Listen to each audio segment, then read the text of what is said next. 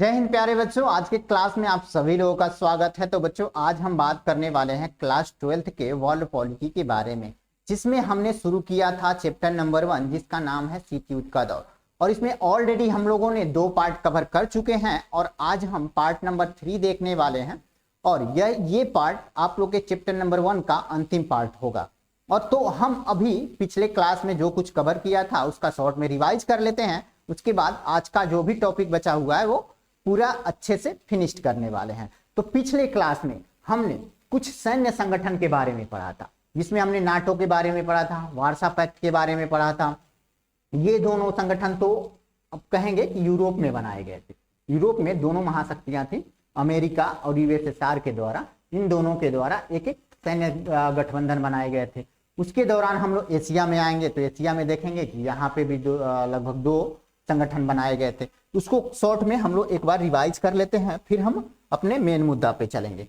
तो हम लोगों ने यूरोप में 2 संगठन के बारे में पढ़ा था। यूरोप में शीत युद्ध के दौरान 2 सैनिक गठबंधन बनाए गए थे।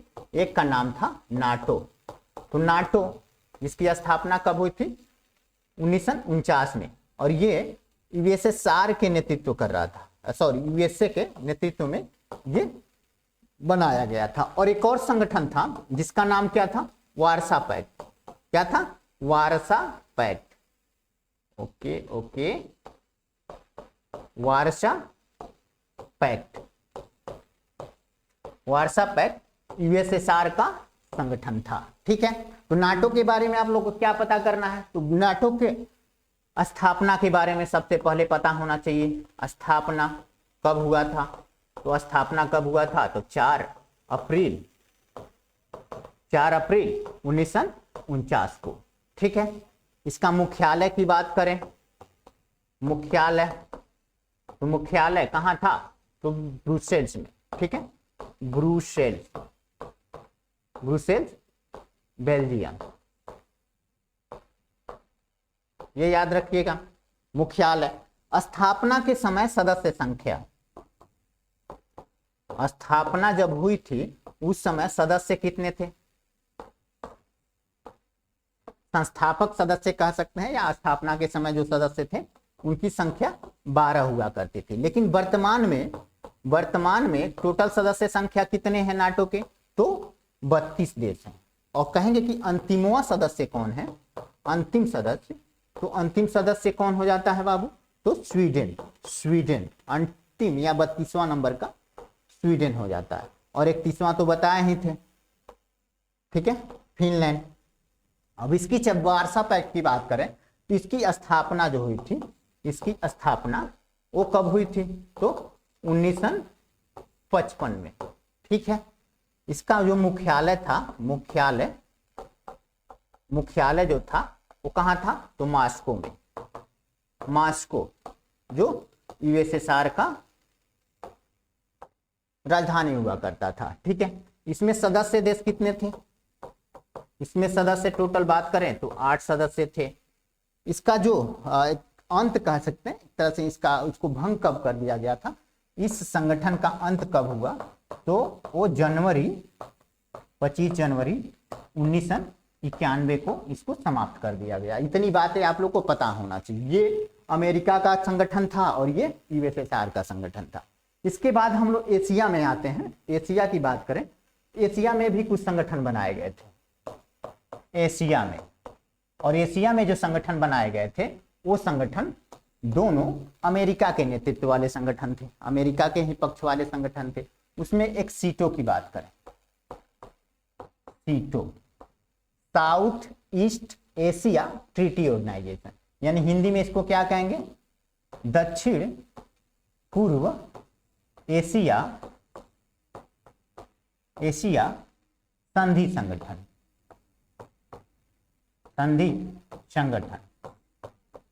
ओके, संधि संगठन। इसकी स्थापना की बात करें, स्थापना, तो इसकी स्थापना कब हुई थी बाबू? तो 1954 में हुई थी। ठीक है, 1954 में। इतना याद रखिएगा। इसका सीटों का मुख्यालय की बात करें, मुख्यालय कहाँ था? तो बैंकॉक में था। Bangkok, Thailand.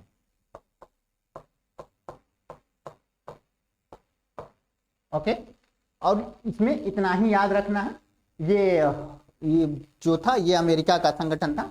इसकी स्थापना ही ज्यादातर पूछता है, उसके अलावा और कुछ नहीं पूछता। कभी कभी फुल फॉर्म पूछ देता है, मुख्यालय तो बहुत कम ही पूछता है, पूछा नहीं है अभी तक। उसके बाद से जो एशिया का एक और संगठन था जिसको सेंटो के नाम से जाना जाता था, सेंटो, CENTO, सेंटो, यानी कि central treaty organisation, central treaty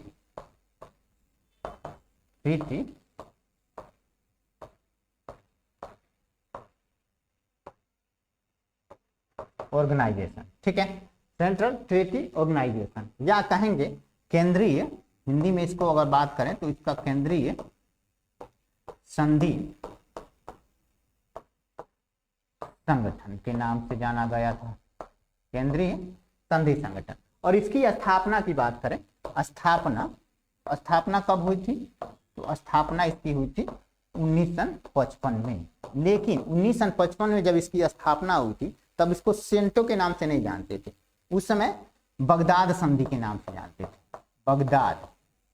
Baghdad Iraq के एक शहर का नाम है, इराक, ठीक है, इराक एक अरब कंट्री है इराक, उसी के शहर का नाम है बगदाद। इसकी स्थापना 1955 में हुई थी। लेकिन 1955 में इसका नाम बगदाद था, तो 1959 जाते जाते इसमें से बगदाद अलग हो जाता है, यानी कि इराक अलग हो जाता है, तब इसका नाम क्या पड़ता है? तब इसका नाम पड़ता है सेंटो। इतना याद रखिएगा, सेंटो। लेकिन यहाँ ये नहीं पूछेगा, सिर्फ पूछता है कि सेंटो की स्थापना कब हुई थी, तो 1955 ही लिखेंगे, 1959 नहीं, ठीक है, 1959 नहीं। बाई चांस ऑप्शन में नहीं रहे 1955, तब 1959 डालना है, ठीक है। इतना आप लोग को पता होना चाहिए। अब आज के टॉपिक में हम बात करेंगे, आज के टॉपिक में गुट निरपेक्ष आंदोलन के बारे में। किसके बारे में? गुट निरपेक्ष आंदोलन, गुट निरपेक्ष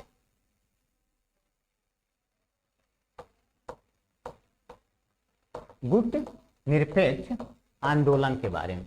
यहीं से हम लोग को पढ़ना था, ठीक है, जिसको शॉर्ट में नैम के नाम से जानते हैं, नैम के नाम से जानते हैं। इसकी शुरुआत कब से मानी जाती है बाबू? तो एक सम्मेलन हुआ था 1955 में, एक सम्मेलन होता है वार्डुंग सम्मेलन। क्या? वार्डुंग सम्मेलन। कहां पे होता है? तो इंडोनेशिया में। इंडोनेशिया दक्षिण पूर्व एशिया का एक देश है इंडोनेशिया, वहीं पे सम्मेलन होता है वार्डुंग सम्मेलन। और वहीं पे कहा जाता है कि नैम, जो गुट निरपेक्ष आंदोलन था, उसकी नींव डाली गई थी। लेकिन अंततः 1961 में जाते जाते 1961 में एक सम्मेलन होता है बेलग्रेड में। बेलग्रेड कहाँ का जगह का नाम है? तो यूगोस्लाविया, जहां के मार्शल टीटो हुआ करते थे।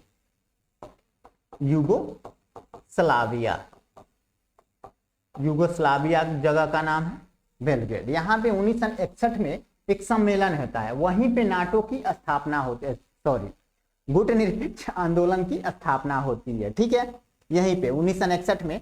उस समय टोटल 25 देशों ने भाग लिया था। इतना याद रखिएगा कि 25 देशों ने भाग लिया था।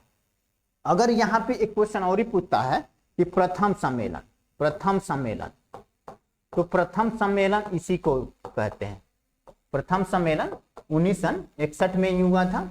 बेलग्रेड दे देता है, बेलग्रेड या यूगोस्लाविया, इसमें से कुछ भी दे देता है। तो यहाँ पे याद रखना है कि प्रथम सम्मेलन जो हुआ था बेलग्रेड में हुआ था, और 1961 में। उस समय बेलग्रेड के जो राष्ट्रपति हुआ करते थे मार्शल टीटो हुआ करते थे, मार्शल टीटो।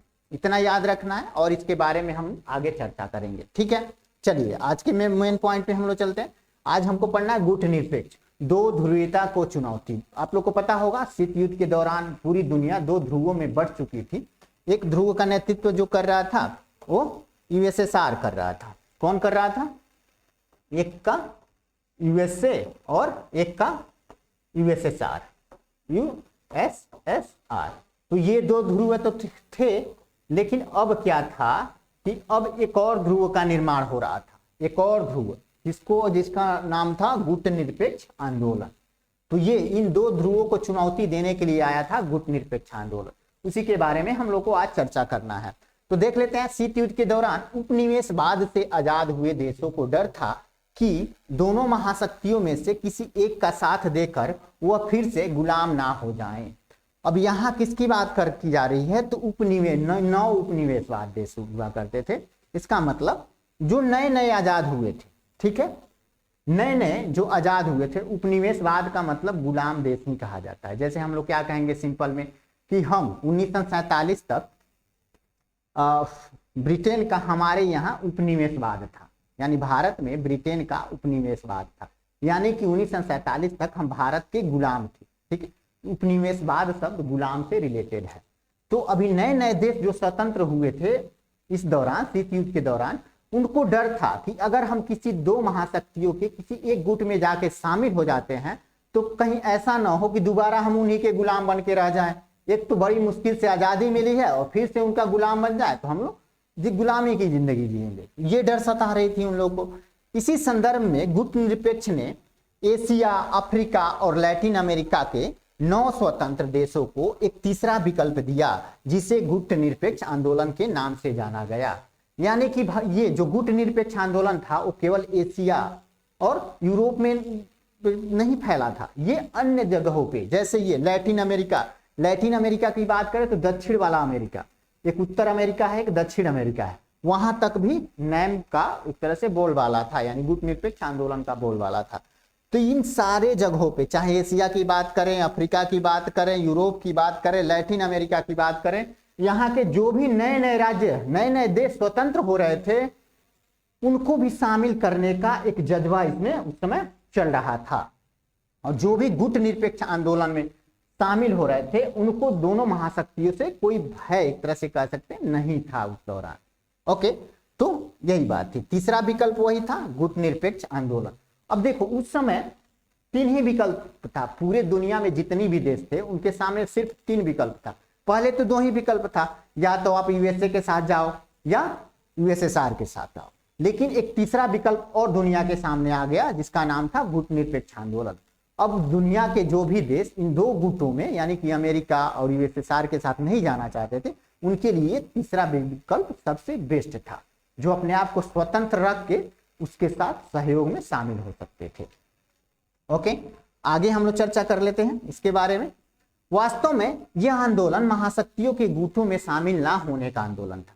ये किस लिए आंदोलन किया जा रहा था कि भैया तुम नए नए अभी देश आजाद हुए हो या आजाद नहीं भी हुए हो, तो क्या जरूरत है किसी दूसरे गुट में जाके शामिल होने की, दूसरे के लिए लड़ने की क्या जरूरत है। आप स्वतंत्र रहो, हमारे साथ आओ, आपको कोई नुकसान नहीं होगा, कोई महाशक्ति आपको टच नहीं करेगी। और ये एक तरह से बात भी जायज था, ठीक है। तो वास्तव में यह आंदोलन महाशक्तियों के गुटों में शामिल ना होने का आंदोलन था। गुटनिरपेक्ष आंदोलन का पहला सम्मेलन अभी बताए हैं 1961 में बेलग्रेड में हुआ था। उस वक्त इसमें 25 देशों ने भाग लिया था। यही क्वेश्चन पूछता है। जैसे जैसे यह आंदोलन लोकप्रिय होता गया और इसमें विभिन्न देश शामिल होते चले गए, वैसे वैसे इसके मूल स्वरूप में परिवर्तन हो गया। यहाँ कहने का सीधा मतलब है कि जैसे जैसे ये अपना विस्तारित रूप लेता गया तो इसमें सदस्य देशों की संख्या बढ़ती गई। और वर्तमान में बात करें तो वर्तमान में इसमें टोटल सदस्य देशों की संख्या कितनी है बाबू? तो वर्तमान में सदस्य कितने हैं? वर्तमान सदस्य नैम के तो लगभग 120 गो हो गए हैं, 120 सदस्य हो गए हैं। उसके अलावा पर्यवेक्षक देश हैं, पर्यवेक्षक देश भी इसमें कुछ है। पर्यवेक्षक देश का मतलब क्या होता है कि अभी इसमें शामिल होने के लिए सोच विचार कर रहे हैं, यानी पर्यवेक्षक कर रहे हैं कि हमें भाई शामिल होना ठीक है कि नहीं है, हम उसमें शामिल होंगे तो हमें फायदा क्या होगा, नुकसान क्या होगा, इन सब बातों का निरीक्षण कर रहे हैं। यानी 17 देश अभी ऐसे हैं जो आगे चल के इसमें शामिल हो सकते हैं, ठीक है। तो अभी क्या कहेंगे कि इसमें 120 सदस्य देश हैं। इसमें पर्यवेक्षक देश 17 है। ठीक है, इसका दायरा बढ़ चुका है। अब देख लेते हैं जो एग्जाम के पॉइंट ऑफ व्यू से ऑब्जेक्टिव में पूछता है और 2 नंबर में भी पूछता है, उसके बारे में चर्चा कर लेते हैं हम लोग। देख लो, गुट निरपेक्ष आंदोलन के जनक और उससे संबंधित देश के बारे में बात करेंगे। तो आप लोग को पता होना चाहिए, गुट निरपेक्ष आंदोलन की जब स्थापना हुई थी तो उस समय टोटल 5 देशों ने मिलकर इसकी स्थापना की थी, गुट निरपेक्ष आंदोलन की 1961 में। याद रखिएगा, 1961 में इन्हीं 5 देशों ने, ठीक है, इन्हीं 5 व्यक्तियों ने, और ये 5 देश के थे, इन्होंने ही मिलके गुट निरपेक्ष आंदोलन की शुरुआत की थी। तो देखो, जोसेफ मार्शल टीटो जो थे वो कहाँ के थे? युगोस्लाविया, जो बेलग्रेड जो कहेंगे कि पहला शिखर सम्मेलन जो हुआ था नेम का, यही युगोस्लाविया के बेलग्रेड नामक शहर में हुआ था। और वहां के जो राष्ट्रपति हुआ करते थे वो मार्शल टीटो थे। मार्शल टीटो पहले एक जनरल हुआ करते थे, सेना का जनरल हुआ करते थे, बाद में वही राष्ट्रपति वहां पे बन गए। ठीक है, भारत के जवाहरलाल नेहरू इसमें शामिल थे, भारत के जो प्रधानमंत्री थे जवाहरलाल नेहरू थे। और मिस्र के जो राष्ट्रपति थे जमाल अब्दुल नासिर भी इसके संस्थापक सदस्य थे। जमाल अब्दुल नासिर भी इसके संस्थापक सदस्य थे। अब देखो, इंडोनेशिया के राष्ट्रपति उस समय हुआ करते थे सुकर्डो इंडोनेशिया के, वो भी इसके संस्थापक सदस्य थे। उसके बाद घाना, अफ्रीका का एक देश है घाना। ठीक है, वहां के एक कहेंगे कि भारत में जैसे गांधी जी का रोल हुआ करता था, वो नेता थे लेकिन किसी दल से संबंधित नहीं थे, ना ही राष्ट्रपति प्रधानमंत्री किसी पद पे नहीं थे, वैसे ही वहां के एक तरह से समाज सेवी हुआ करते थे। गांधी जी की भूमिका निभा रहे थे यहाँ घाना में। उनका नाम था वामे एनक्रूमा। ठीक है, वो भी इसके जनक माने जाते हैं, संस्थापक जनक माने जाते हैं।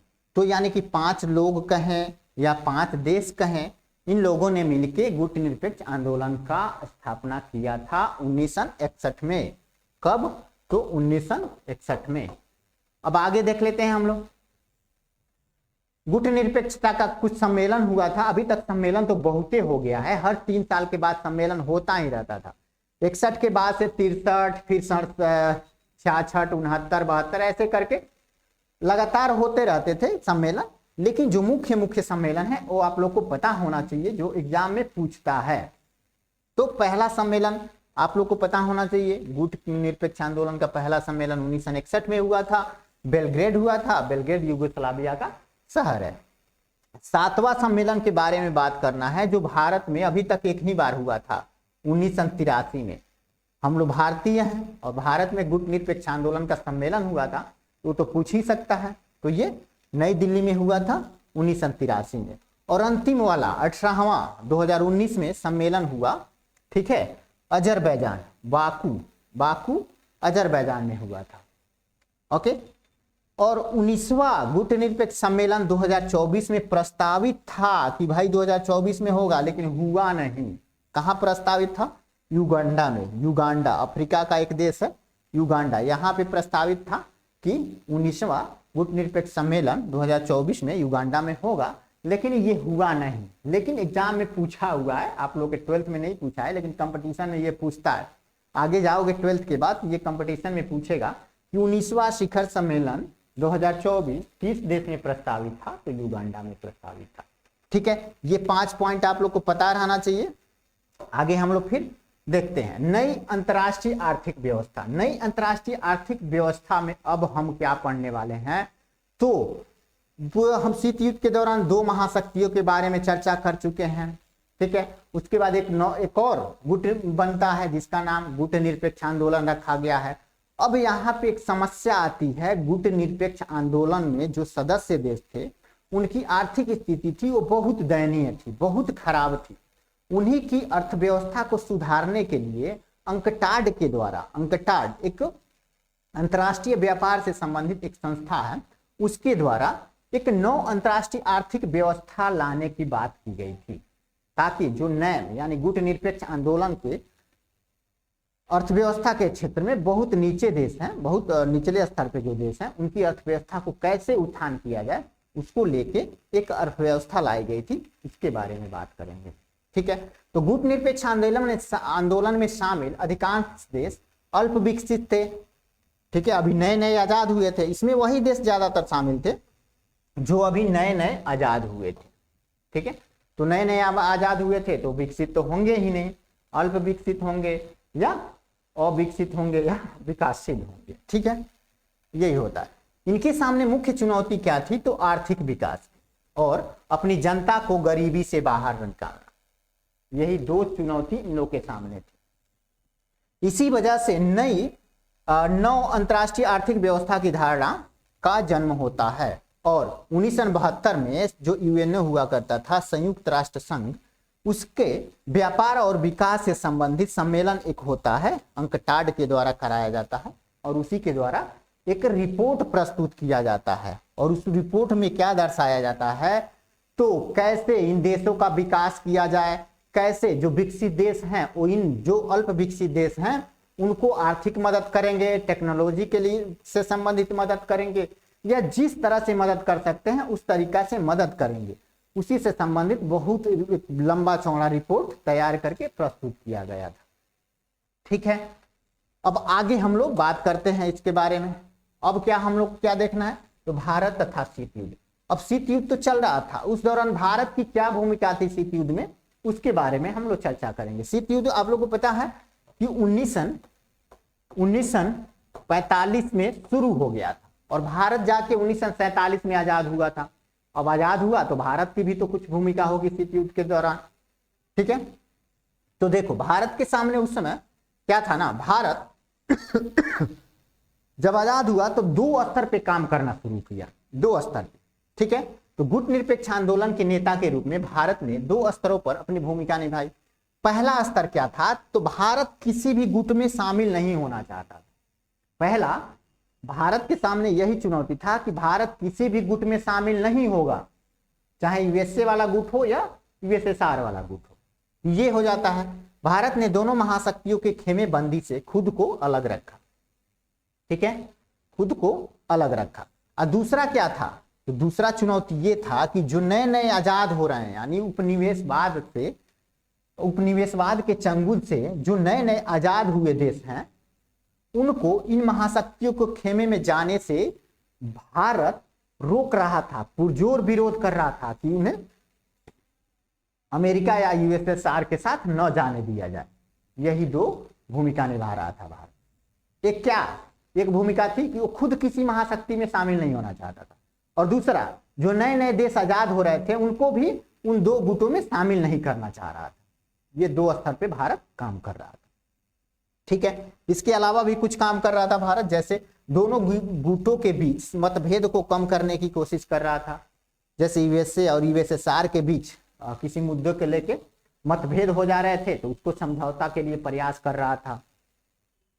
भारत में शीत युद्ध की प्रतिद्वंदिता कम करने हेतु अंतर्राष्ट्रीय मामलों में हस्तक्षेप किया। ठीक है, अभी नया नया देश आजाद हुआ था भारत, तो वह भारत के जो विदेश मंत्री हुआ करते थे वो अंतर्राष्ट्रीय लेवल पे जो भी मामले आते थे उसमें हस्तक्षेप करने में भी उनकी भूमिका थी। ठीक है, अब आगे हम लोग देख लेते हैं जो इस टॉपिक का अंतिम मुद्दा होगा।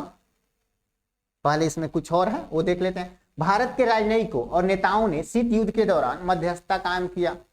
ओके, भारत के राजनयिक यानी भारत के विदेश मंत्री कह सकते हैं और जो नेता थे उन्होंने शीत युद्ध के दौरान मध्यस्थता का ही काम किया। जैसे आप कोरिया संकट के बारे में आप लोग देख सकते हो, कोरिया संकट जब आया था तो उस दौरान भारत 1950 से लेके 53 तक कोरिया, दक्षिण कोरिया और उत्तर कोरिया के बीच युद्ध हो रहा था, तो उस समय भारत अपनी भूमिका निभा रहा था। कौन सी भूमिका निभा रहा था, तो भारत किसी गुट में शामिल नहीं था, लेकिन उसमें युद्ध के दौरान जो सैनिक घायल हो रहे थे उनको मेडिकल इक्विपमेंट पहुंचा रहा था, उनका इलाज कर रहा था, जो भूखे मर रहे थे उनको भोजन दे रहा था, यही काम कर रहा था, सहायता का काम कर रहा था। ठीक है, युद्ध में वो हस्तक्षेप नहीं कर रहा था।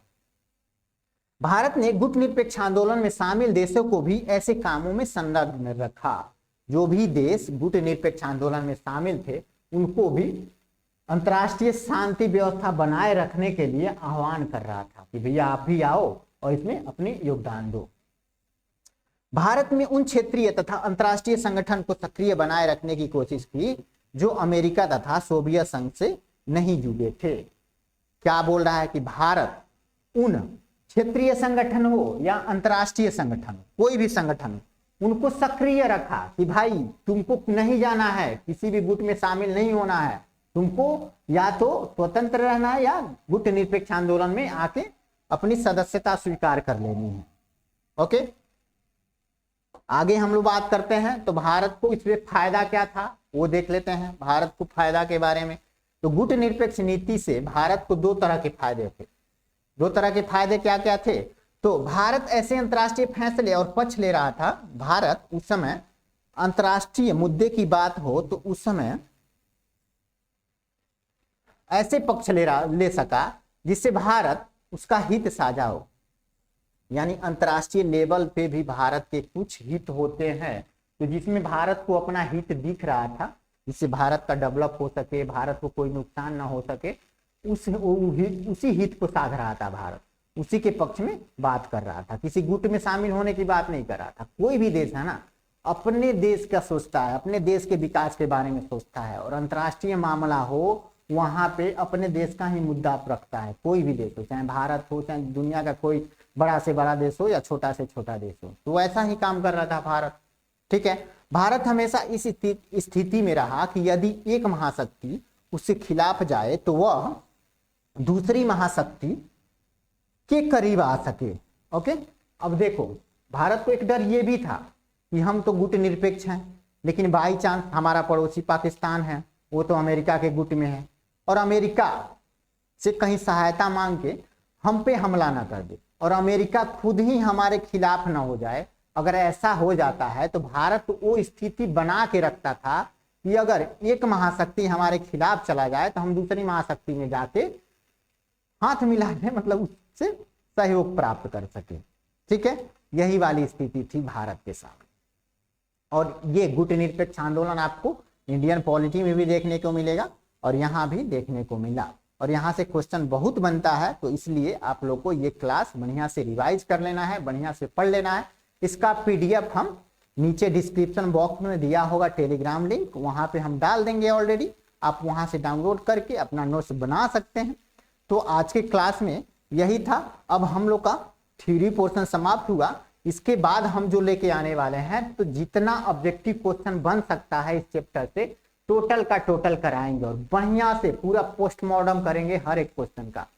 तो नेक्स्ट क्लास में आप जुड़ना ना भूलें और इस क्लास का बढ़िया से आनंद लें और बढ़िया तरीके से अपने अनुसार नोट्स बना के तैयार रखें, ताकि आने वाले एग्जाम में आप लोग को कहीं से कोई दिक्कत ना हो। तो आप वीडियो को लाइक, शेयर और सब्सक्राइब कर दें, और ये वीडियो देखने के लिए आप लोग को स्पेशल थैंक्स फॉर वॉचिंग। तो बच्चों कल हम इसी का ऑब्जेक्टिव कवर करने वाले हैं। आज का क्लास हम यहीं बंद करते हैं।